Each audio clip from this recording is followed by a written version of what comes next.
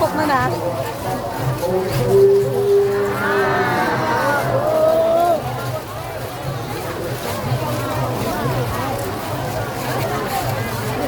Mà hàng cái châu sóc mà còn dịch quá đấy đang luôn trên dây nữa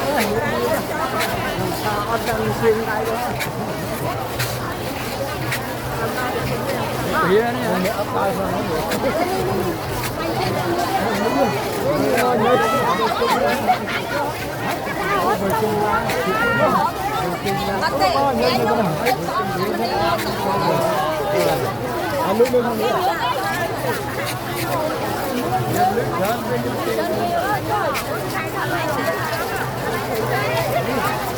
nhặt lót tăng khỏi nhặt lót tăng rồi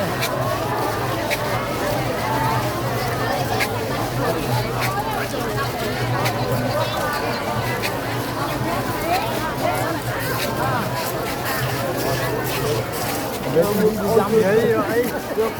con chưa khai loạn cười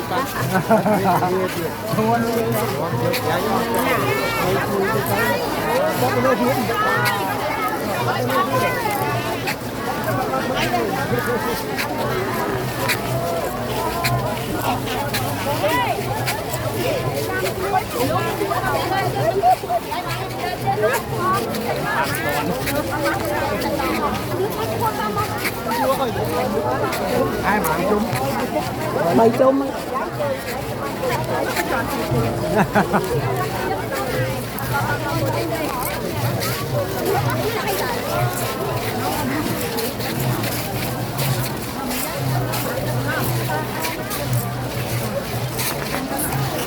rồi cô ra